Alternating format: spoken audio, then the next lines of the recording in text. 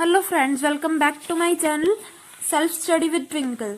सो आज हम करेंगे क्लास 11th अकाउंट्स का जो हमारा फाइनेंशियल स्टेटमेंट्स चैप्टर है, इसके बेसिक्स सीखेंगे आज हम कि ये चैप्टर में बेसिक्स जो हमारे यूज होंगे वो क्या हैं।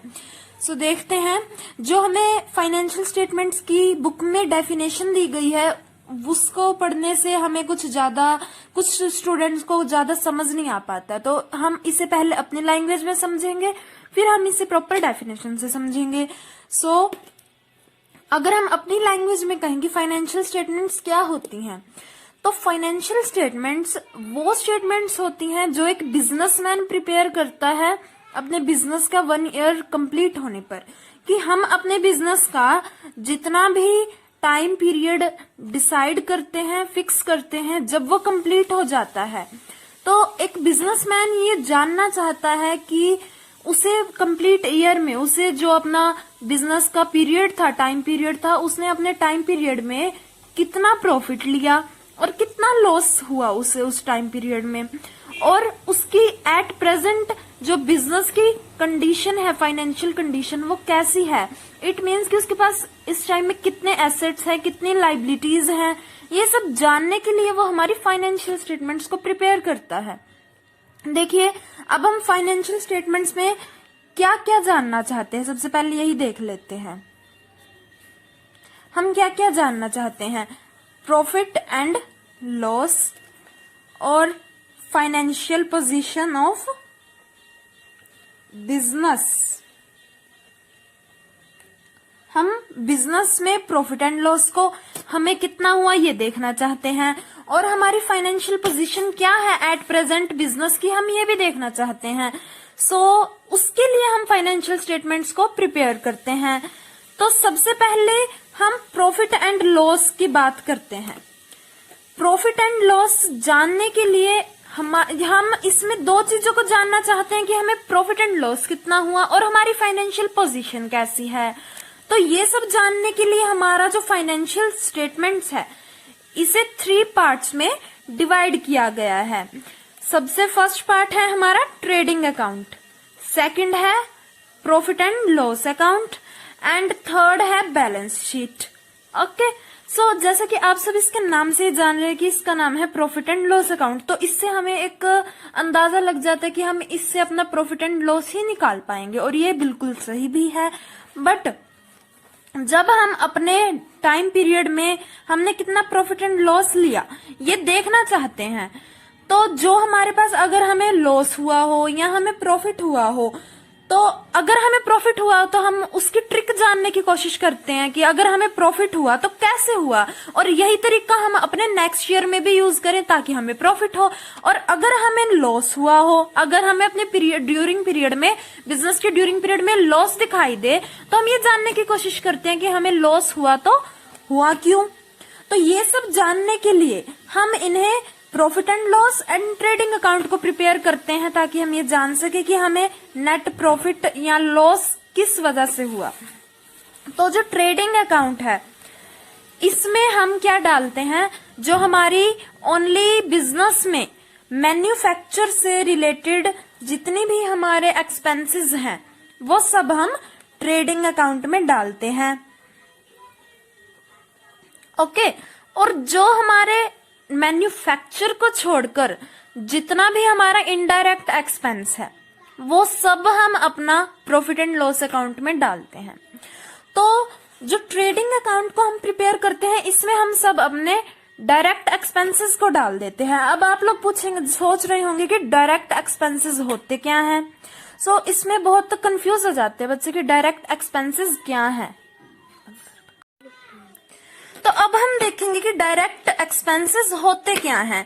तो डायरेक्ट एक्सपेंसेस में हमारे फैक्ट्री से रिलेटेड हर एक्सपेंस को इंक्लूड किया जाता है। अब हम सपोज करते हैं कि हमने अपना बिजनेस स्टार्ट किया। ओके, तो बिजनेस में हमने जो अपने प्रोडक्ट यूज किए, अगर हमने मैन्युफैक्चर किया है खुद उन प्रोडक्ट्स को, तो उनकी मैन्युफैक्चरिंग के लिए हम जितना भी एक्सपेंस कर रहे हैं, वेजेस हो, सैलरीज हो, वेजेस और सैलरीज, जहां पर इस बात का हमें खास ध्यान रखना है कि जहां हमें वेजेस एंड सैलरीज दिखाई दे उसे हम हमारे ट्रेड अकाउंट में इंक्लूड करेंगे। बट जहां हमें सैलरीज पहले हो एंड वेजेस बाद में हो, सैलरीज एंड वेजेस दिखाई दे, उसे हम प्रॉफिट एंड लॉस अकाउंट में प्रिपेयर इंक्लूड करेंगे। तो जो हमारा डायरेक्ट एक्सपेंसेस है, इसमें हमारे मैन्युफैक्चरिंग से रिलेटेड हर एक्सपेंस को इंक्लूड किया जाता है।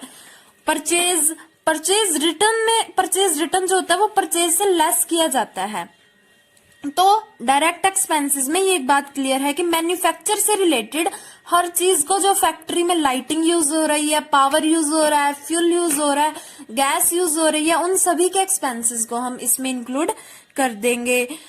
उसके बाद हम देखते हैं वेजेस का क्या है कि वेजेस, देखिए वेजेस एंड सैलरीज में क्या डिफरेंस होता है कि जो हमारे बॉडी से रिलेटेड, जो हम फिजिकल वर्क करते हैं, लेबर्स को हम फैक्ट्री में वर्क के लिए बुलाते हैं और वो फिजिकल वर्क करते हैं, इसलिए हम उन्हें वेजेस देते हैं। बट जब हम कोई डेस्क जॉब वाले पर्सन को, जब हम उसका जो रेम्यूनरेशन होता है, जब हम उसे वो देते हैं तो उसे हम सैलरीज का नाम दे देते हैं, क्योंकि डेस्क जॉब का जो रेम्यूनरेशन होता है वो सैलरीज के टाइप में बोला जाएगा। बट जो हमारी फिजिकल वर्क का होता है वो हमारा वेजेस बोला जाएगा। जो फैक्ट्री में हमारे वेजेस ही दिए जाते हैं, इसलिए जहां पर हमें वेजेस दिखाई दे वो ट्रेड अकाउंट में इंक्लूड होगा। बट जहां पर सैलरीज दिखाई दे वो ट्रेड अकाउंट में इंक्लूड नहीं होगा, वो हमारे प्रॉफिट एंड लॉस अकाउंट में इंक्लूड होगा। अब ये बात बिल्कुल क्लियर है कि डायरेक्ट एक्सपेंसेस जो है वो ट्रेड अकाउंट में ही इंक्लूड होंगे। तो उसके बाद हम आते हैं प्रॉफिट एंड लॉस अकाउंट। और जो हमारे ट्रेड अकाउंट है, इससे हमें क्या मिलेगा?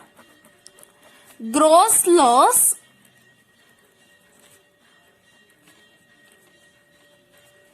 And gross profit.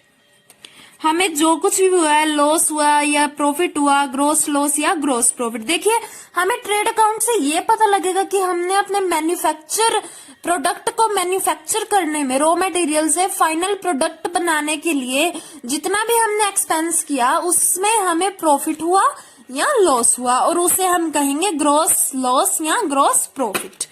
ओके, अब हम आते हैं प्रॉफिट एंड लॉस अकाउंट पर, जिसे हम शॉर्ट फॉर्म में बोलते हैं P&L account. Okay, profit and loss account ये हम क्यों प्रिपेयर करते हैं? ये हम प्रिपेयर करते हैं हमारे बिजनेस में हमें net loss and net profit कितना हुआ है ये देखने के लिए हम अपना क्या प्रॉफिट एंड लॉस अकाउंट को प्रिपेयर करते हैं कि हमें नेट लॉस हुआ या नेट प्रॉफिट हुआ। अब देखिए जो हमारा ग्रॉस प्रॉफिट है या जो ग्रॉस लॉस हमें ट्रेड अकाउंट में हुआ, ठीक है, वो भी हम प्रॉफिट एंड लॉस अकाउंट में हम उसे भी इंक्लूड करते हैं। जब आप ये क्वेश्चन करेंगे, प्रॉफिट एंड लॉस अकाउंट के फॉर्मेट्स को बनाएंगे, तब आपको पता लगेगा कि हम जो हमारा ग्रॉस प्रॉफिट है उसे प्रॉफिट एंड लॉस अकाउंट में भी हम उसे ट्रांसफर कर देते हैं। जो हमारा प्रॉफिट एंड लॉस अकाउंट है, इससे हमें हमारे बिजनेस पीरियड के ड्यूरिंग में कितना नेट लॉस हुआ, उसमें हमारी मैन्युफैक्चर से रिलेटेड भी सभी आइटम्स जो है वो ग्रॉस में आ गई, और ग्रॉस प्रॉफिट या ग्रॉस लॉस को हम प्रॉफिट एंड लॉस अकाउंट में ले आए, सो हमारी मैन्युफैक्चर की आइटम्स भी सारी कवर हो गई। तो उसके बाद जो हमारी सेल्स तक की जो भी हमारे एक्सपेंसेस हैं वो सब हमारे प्रॉफिट एंड लॉस अकाउंट में इंक्लूड होते हैं। उसमें हमारे ऑफिस से रिलेटेड भी सभी एक्सपेंसेस आते हैं, इनडायरेक्ट एक्सपेंसेस को भी हम प्रॉफिट एंड लॉस अकाउंट में इंक्लूड कर लेते हैं। प्रॉफिट एंड लॉस अकाउंट में हमारे सभी इनडायरेक्ट एक्सपेंसेस आ जाते हैं, और इससे हमें क्या मिलता है? नेट लॉस या नेट प्रॉफिट, जो भी हमें ड्यूरिंग पीरियड हमारे बिजनेस में हुआ है वो हमें मिल जाता है। अब हम बात करते हैं बैलेंस शीट की।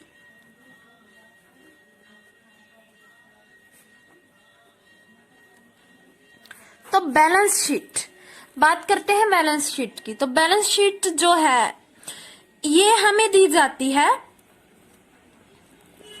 एसेट्स एंड लाइबिलिटीज, इसमें हम अपनी प्रिपेयर करते हैं। तो देखिए जो बैलेंस शीट है वो हमें क्या बताती है? वो हमें बताती है कि हमारा जो बिजनेस पीरियड था, जितना हमने डिसाइड किया 1 ईयर, 6 मंथ, 3 मंथ या 2 ईयर्स, जितना भी हमने डिसाइड किया, उसमें उसके बाद उस ड्यूरिंग टाइम पीरियड के खत्म होने के बाद एट प्रेजेंट बिजनेस की फाइनेंशियल पोजीशन क्या है, कि बिजनेस में हमें क्या इस टाइम हम लॉस में जा रहे हैं या प्रॉफिट में हैं, या हमारे पास कितने एसेट्स बचे हैं या कितनी लायबिलिटीज हमारे ऊपर हैं, ये सब हमें बैलेंस शीट बताती है। तो जो बैलेंस शीट है इसमें हम हमारे क्रेडिट साइड में हमारे सभी एसेट्स को लिखते हैं और हमारे डेबिट साइड में हम सभी लायबिलिटीज को लिखते हैं। तो आइए हम एक बार इन तीनों जो हमारी फाइनेंशियल स्टेटमेंट्स के पार्ट्स हैं, इन तीनों का फॉर्मेट देखते हैं, तो ही आपको ज्यादा अच्छे से ये समझ में आएगा। देखिए, हम सबसे पहले देखेंगे ट्रेड अकाउंट का फॉर्मेट। ट्रेडिंग अकाउंट है जो हमारा, इसका फॉर्मेट होता है trading account for the year ending, और यहाँ हमारी डेट आती है। ओके, यहाँ आएगा, ये हमारी डेबिट साइड है। पर्टिकुलर जो हमारे ट्रांजैक्शंस होंगे वो हम पर्टिकुलर्स में एंटर करेंगे, अमाउंट ट्रांजैक्शंस का जो होगा, और ये हमारी क्रेडिट साइड के ट्रांजैक्शंस यहाँ रिकॉर्ड होंगे और उनका अमाउंट यहाँ रिकॉर्ड होगा। सो हमारे ट्रेडिंग अकाउंट के क्रेडिट साइड में हमारी जितनी भी डायरेक्ट इनकम्स हैं, डायरेक्ट इनकम्स का मीनिंग ये है कि जो मैन्युफैक्चर करके हमने सेल किया, वो जो हमारी इनकम होगी वो हमारे ट्रेड अकाउंट के क्रेडिट साइड में हम उसे एंटर करेंगे, और जो हमारे एक्सपेंसेस है मैन्युफैक्चर से रिलेटेड वो सभी हमारे डेबिट साइड में रिकॉर्ड होंगे। ओके, सो जो हमारी ट्रेडिंग अकाउंट में मेनली जो हमारी आइटम्स आती हैं वो यही होती हैं: purchase, fuel and power, gas, factory lighting, wages,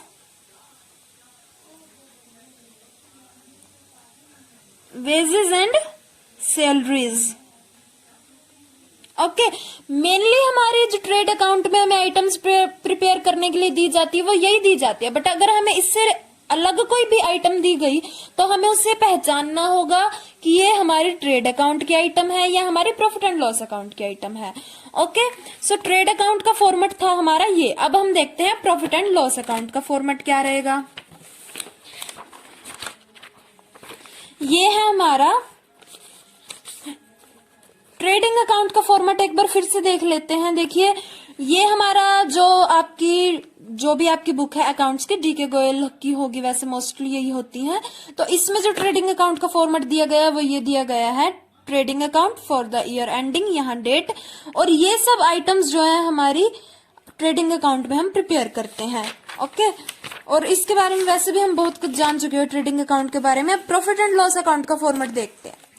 profit and loss account for the year ending, यहाँ हमारी डेट आएगी। पर्टिकुलर्स, यहाँ हमारे ट्रांजैक्शंस, अमाउंट, ट्रांजैक्शंस आएंगे और यहाँ भी उनका अमाउंट। ये हमारी डेबिट साइड है, ये हमारी क्रेडिट साइड है। तो जो डेबिट साइड है यहाँ हमारे सभी एक्सपेंसेस होंगे, क्रेडिट साइड में हमारी इनकम्स होंगी। तो जो हमारे प्रॉफिट एंड लॉस अकाउंट में एक्सपेंसेस होते हैं, देखिए मैंने अभी भी आपको बताया कि जो हमारा ग्रॉस लॉस या ग्रॉस प्रॉफिट है ट्रेड अकाउंट से, वो हमारा प्रॉफिट एंड लॉस अकाउंट में ट्रांसफर होता है। जो हमारा ग्रॉस प्रॉफिट है वो हमारा क्रेडिट साइड में रिकॉर्ड होता है और लॉस डेबिट साइड में। उसके बाद जो आइटम्स आती हैं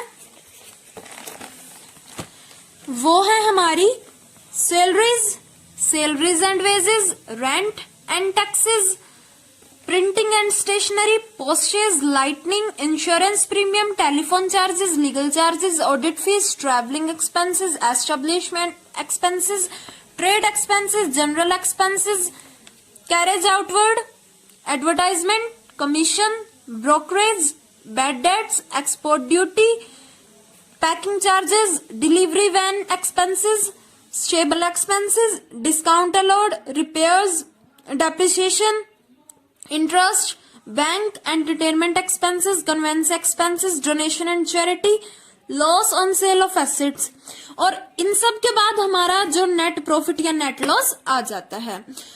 तो जो हमारा नेट प्रॉफिट होता है वो हमारा डेबिट साइड में रिकॉर्ड होता है, और जो हमारा नेट लॉस होता है वो हमारा क्रेडिट साइड में रिकॉर्ड होता है। तो फ्रेंड्स हमें एक बात का जरूर ध्यान रखना है कि ट्रेड अकाउंट प्रिपेयर करते वक्त या हमारा जो प्रॉफिट एंड लॉस अकाउंट है उसे प्रिपेयर करते वक्त हम हमारे डेबिट साइड में एक्सपेंसेस जो लिखेंगे उनके सामने 2 लगाना जरूरी है, और जब क्रेडिट साइड में हमारी लिखेंगे इनकम्स उनके सामने हमें बाय लगाना बहुत जरूरी है। अगर आप ऐसा नहीं करेंगे तो आपके मार्क्स कट जाएंगे एग्जाम में। ओके, सो ऐसा जरूर करें, बिल्कुल भी रिस्क ना ले। ये था हमारा प्रॉफिट एंड लॉस अकाउंट का फॉर्मेट, और अब हम देखते हैं बैलेंस शीट का फॉर्मेट। देखिए बैलेंस शीट का जो फॉर्मेट है वो ये रहेगा, बैलेंस शीट ऑफ, जो कस्टमर का नेम है, यहाँ कस्टमर का नेम है Kesari and sons, as at 31 March 2017। जो भी आपको दी गई हो डेट आप वो डाल दें। उसके बाद हमारी जो डेबिट साइड में हम लिखेंगे लाइबिलिटीज का अमाउंट, क्रेडिट साइड में हमारे एसेट्स आएंगे उनका अमाउंट। और हमें बैलेंस शीट में बिल्कुल भी जरूरी नहीं है कि हमें हमारी लाइबिलिटी साइड में 2 लगाना या एसेट साइड में बाय वगैरह लगाना बिल्कुल जरूरी नहीं है, और ना ही लगाना है, क्योंकि ये हमारे ट्रांजैक्शंस नहीं है, ये हमारा जो फाइनेंशियल पोजीशन है, बिजनेस की कंडीशन है वो है। तो लाइबिलिटीज में जो हमारी ऑल लाइबिलिटीज हैं, for example bills payable, sundry creditors, capital, जो हमारा नेट प्रॉफिट आया तो वो हमारा कैपिटल में ऐड होगा, बट अगर हमारे नेट लॉस हुआ तो हमारा कैपिटल से लेस होगा। उसके बाद ड्राइंग्स हमारी लेस होंगी। हमारे जो एसेट्स हैं वो है cash in hand, bills receivable, sundry debtors, closing stock, furniture and fixtures. Depreciation जो है अगर किसी भी एसेट पर लगता तो वो उस एसेट से लेस हो जाएगा। मशीनरी। तो इसके बाद अगर हमारा दोनों साइड का अमाउंट इक्वल आ रहा है बैलेंस शीट का तो हमारी बैलेंस शीट बिल्कुल सही है। अगर हमारा बैलेंस शीट का अमाउंट सेम नहीं है तो हमने कहीं ना कहीं कोई भी गड़बड़ की हुई है। सो इसे बहुत ध्यान से प्रिपेयर करें। और मैं जो आपको एक मेन बात बता देती हूँ कि जो हमारा बैलेंस शीट का फॉर्मूला होता है वो होता है लाइबिलिटीज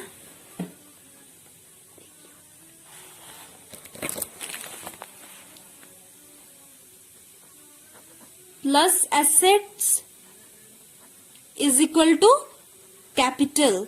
ये होता है हमारा लाइबिलिटीज, हमारा बैलेंस शीट का फॉर्मूला। सो ये थी हमारी आज की वीडियो, फाइनेंशियल स्टेटमेंट्स चैप्टर के बेसिक्स।